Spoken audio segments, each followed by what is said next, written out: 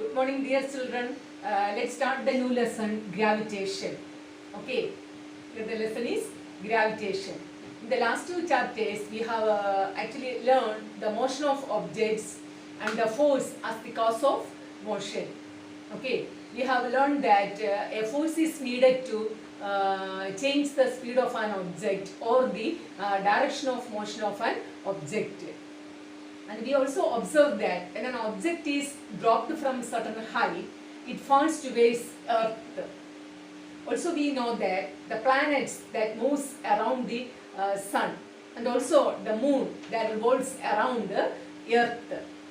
Okay, and Sir Isaac Newton, he found out that some force is responsible for all these things.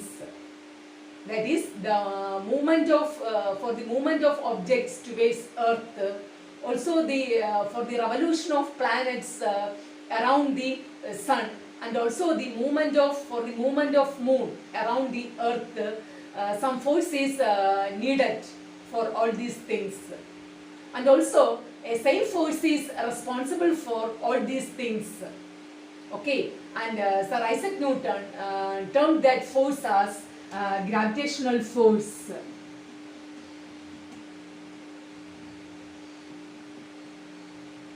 Gravitational force. Okay, that is for the movement of objects towards Earth, or for the movement of planets around the sun, or the movement of moon around the Earth, the gravitational force is needed. Okay, that is the gravitational force is required for the above cases. Okay, and in this chapter actually we will discuss about the gravitational force and also the universal law of gravitation and also the motion of objects under the influence of gravitational force and the variation of weight of an object in various places.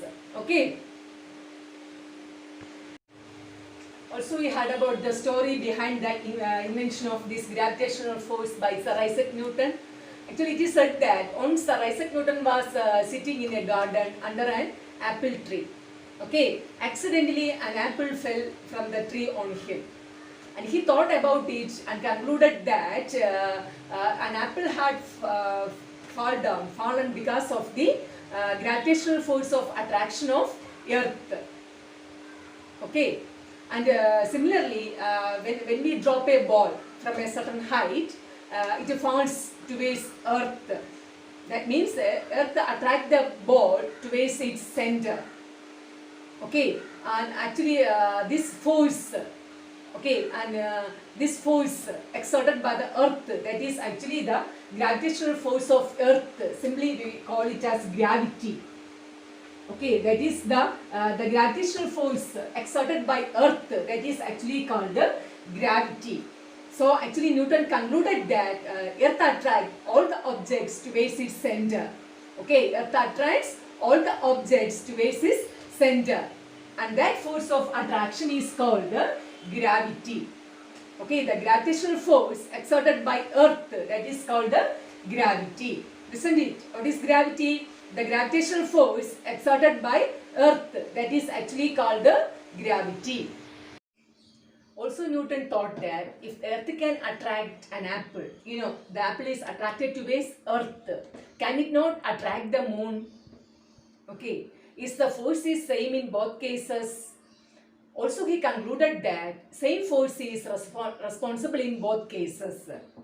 Okay, that is when the apple that moves towards the center of Earth with the gravitational force, and the same gravitational force is responsible for the revolution of moon around the Earth. Okay. Also Newton argued that each point of its orbit, the moon takes a circular path. Okay, the moon falls towards the Earth instead of going on in a straight line. Okay, Newton argued that each point of its orbit, the moon falls towards Earth instead of going off in a straight line. So it must be attracted by Earth. So we can say the moon must be attracted by Earth. Okay, but we do not really see the moon falling towards earth. Okay, but we cannot really see the moon that falling towards earth. The motion of moon that can be understood by considering an activity that we have already learned in the previous lesson. Okay, that activity we have already learned in the previous lesson. We can recall that activity. Then only we can understand the motion of moon around the earth. Okay, then take a piece of thread, then tie a small stone at one of its ends. Then hold the other end of the thread and whirl it around. Okay, hold the other end of the thread and whirl it around. Then you can note the motion of the stone. The next you have to release the thread. That time also you have to note the direction of motion. Listen it. Then before the thread is released, actually the stone moves in a circular path. Okay, before the thread is released, the stone that takes a circular path with a certain speed. Okay, and changes direction of motion at every point. At every point of its circular path, the stone changes its direction of motion. So there is a change in velocity, so it gets accelerated. So the stone gets accelerated. Okay, and the direction of acceleration is always towards the center. Okay, the direction of acceleration is always towards the center. Listen it. And the force that produces this acceleration keeps the stone always in the circular path. Okay, here some force is responsible for this acceleration, and this force always keeps the stone in its circular path, and this force is actually called centripetal force that we have studied. Centripetal force. Okay, centripetal actually means center seeking. Okay, center seeking, because the direction of this centripetal force is always towards the center along the radius of this circle. Okay, so the direction of centripetal force is always towards the center of the circle along the radius. Okay, so here the centripetal force is responsible for the production of what, which causes what, acceleration. Okay, and this force is actually the centripetal force. But without the centripetal force, what happened? The stone cannot take this circular path. Okay, therefore every object needs centripetal force to move around a circle. That is the importance of what, actually the centripetal force. Okay, and here we can see that this centripetal force, actually due to this centripetal force only, here the stone can take a circular path. And when we release this thread, what happens to the stone? Actually it will fly off.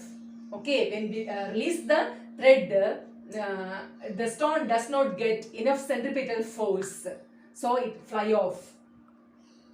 Okay, along a straight line, and that straight line is actually called a tangent.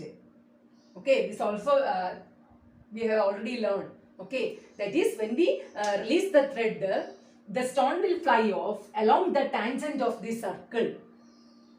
Okay, you know what is tangent? But a straight line that touches only a single point on the circle, that is actually the tangent. Okay, when we release the thread, this stone does not get the centripetal force, so it gets fly off through this tangent of the circle. And here the stone that takes a circular path due to the centripetal force. Also the motion of moon around the earth is due to the centripetal force. Okay, that is similarly we can say the motion of moon around the earth is due to centripetal force. Here the centripetal force is provided by the gravitational force of attraction between the moon and the earth. Okay. Here the necessary centripetal force the necessary centripetal force required by the moon to take a circular path that is provided by the gravitational force of attraction between the moon and the earth. Okay, and if there is no centripetal force, the moon would pursue a uniform straight line path. It cannot take a circular path without the centripetal force. Isn't it? And also we can say it is seen that falling apple that is attracted towards earth. Apple is attracted towards earth. Does the apple attract the earth? By Newton's third law. Okay, here we have apple, then earth. For example, here earth attracts this apple. Okay, that is earth exerts a force on the apple.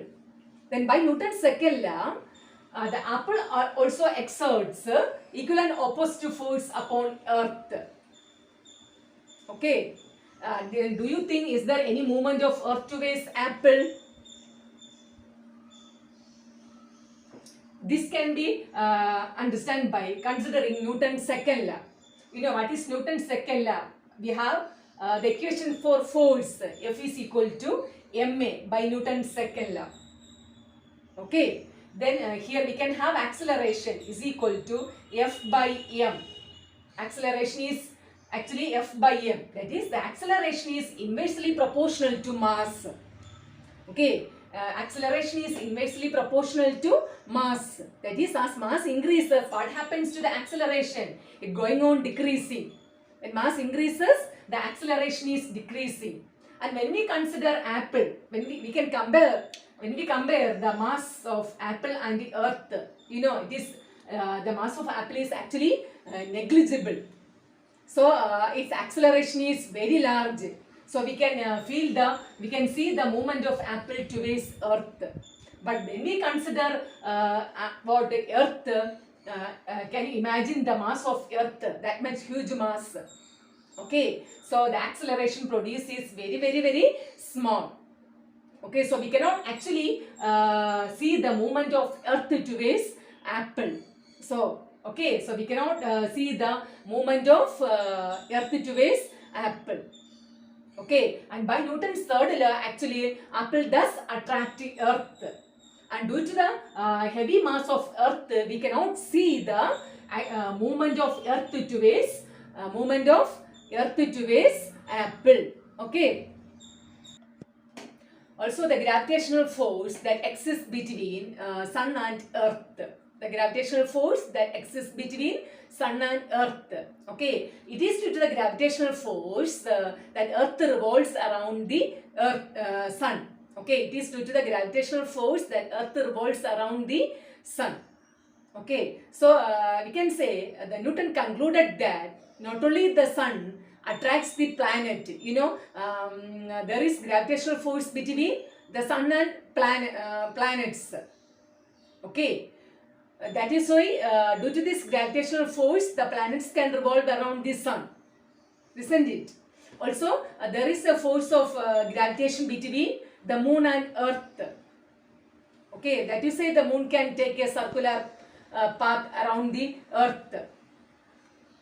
Okay, so Newton concluded that not only the sun attracts other planets and not only earth that attracts other objects, every object in the universe that attracts every other object with a force. Actually, that force is called the gravitational force. Okay, actually the forces exist in the force between two objects. Anywhere that objects are situated, there is a force of attraction between these objects. And this force of attraction is named as actually the gravitational force. Okay, and actually this force is not only between the sun and planets, and not only between the sun and earth, and not only between the moon and earth. Between every object, there is a force of attraction is there, and this force is actually called the gravitational force. So we can define the gravitational force. It is the force of attraction with which every object in this universe is attracted towards every other object placed anywhere in the universe. Okay, so the gravitational force is the force of attraction with which every object in this universe is attracted towards every other object, okay, placed anywhere in this universe. Then what is gravitational force? It is the force of attraction with which every object in the universe is attracted towards every object in the universe is attracted towards every other object placed anywhere in the universe. Isn't it? What is gravitational force? It is the force of attraction with which every object in this universe is attracted towards every other object anywhere it is placed in the universe. That is actually the gravitational force. By concluding all the above things, Newton formulated a universal law. Actually, that law is called the universal law of gravitation. Universal law of gravitation. Okay, for that we are considering two objects A and B. We are considering two objects A and B having masses capital M and small m. The mass of body A is capital M and that of mass of B is actually smaller. And they are kept at a distance of D. The distance of separation between the two objects is actually D, small d. Let F be the force between these two objects. You know, every object in the universe attracts every other objects. So, between these two objects A and B, there is a force F. Then by Newton, this force, the value of this force is proportional to, directly proportional to the product of their masses. You know the mass of these two objects, it is capital M and small m. Then take the products, M into M. Okay, so the force between these two objects is directly proportional to product of their masses, that is F proportional M into M. Directly proportional means as mass increases, the force also increases. That is the meaning of directly proportional. Okay. And then also the force that is inversely proportional to the square of distance. Actually, what is the distance between two objects? Here D. Then a square of distance means D square. So we can write 1 by D square. That is inversely proportional. Okay. Inversely proportional to D square. So we can write F proportional 1 by D square. Inversely proportional means actually here as distance increases the force will decrease. As distance increases force decrease. That is the meaning of inversely proportional. Okay. So here F proportional, product of their masses M into M, also F proportional 1 by D square, or F inversely proportional to D square. Okay, let it equation number 1 and this is equation number 2. Next we can combine this equation. So F proportional to M by D square. F proportional M by D square. Listen it. Next we can remove the proportionality constant, proportionality symbol by introducing the equal sign. So F is equal to a constant G into mm by D square. Okay, here capital G, that represents the proportionality constant and that constant is called the universal gravitation constant. Universal gravitation constant. The proportionality constant G is called the universal gravitation constant. So here F is equal to G mm by D square. Okay, so we can say according to this universal law of gravitation, every object in the universe attracts every other object with a force, and that force is directly proportional to the product of their masses and inversely proportional to square of distance between the two objects. Isn't it? And this force is always along the line joining the center of these two masses. the gravitational force is always acts along the line joining the center of these two objects. That is the universal law of gravitation. According to universal law of gravitation, every object in the universe attracts every other object with a force, and that force is directly proportional to the product of their masses and inversely proportional to the square of distance between the two masses or two objects. And here the force that acts along the line joining the center of these two objects. That is actually the universal law of gravitation. And here we are considering two objects A and B having masses m and smaller. And the distance of separation between these two objects is small d.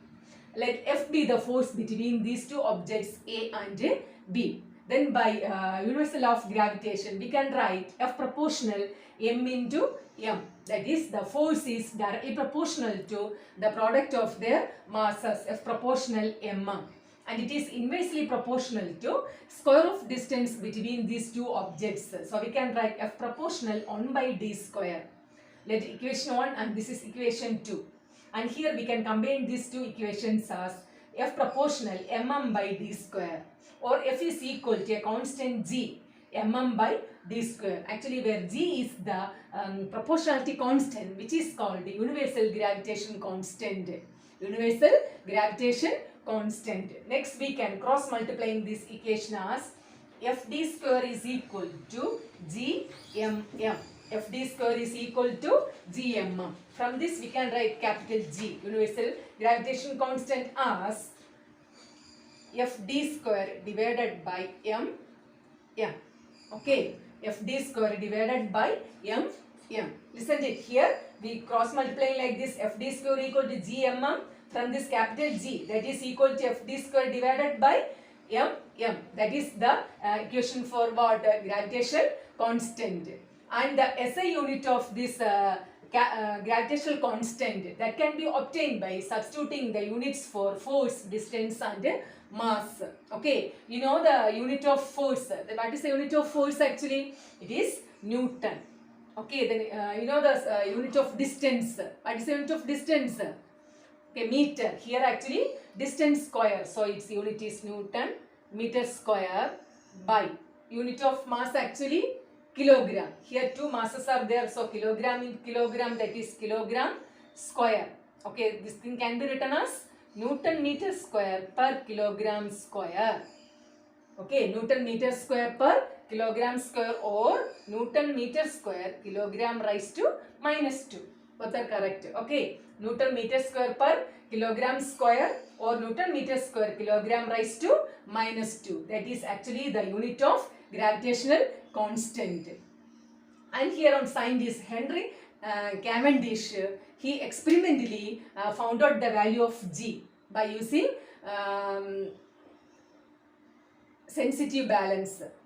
Okay, by using sensitive balance, Henry Cavendish, he experimentally found out the value of capital G as 6.673 into 10 power minus 11 Newton meter square per kilogram square. This is very, very important. Okay, the value of capital G is actually 6.673 into 10 power minus 11 Newton meter square per kilogram square. This is actually the value of capital G. Okay, 6.673 into 10 power minus 11 Newton meter square per kilogram square. Okay, that is about the universal law of gravitation. According to universal law of gravitation, every object in the universe attracts every other object with a force, and that force is directly proportional to the product of their masses and inversely proportional to square of distance between them. And this force always acts along the line joining the center of these two objects. Okay, here we are considering two objects A and B having masses m and smaller. Let D be the distance of separation between the two objects, and let F be the force between these two. Then by universal law of gravitation we can write the force that is directly proportional to product of their masses. So F proportional to m into m. Also it is inversely proportional to square of distance. So F proportional 1 by d square. Equation 1 and 2. Then combining these two we can write F proportional mm by d square. Then F is equal to a constant g into mm by d square, where g is the proportionality constant, which is called the universal gravitation constant. Then cross multiplying this, we will get F d square equal to g mm. From this capital G, the universal gravitation constant is F d square by mm. Then what is the unit of G? It is Newton meter square per kilogram square, or Newton meter square kilogram raised to minus 2.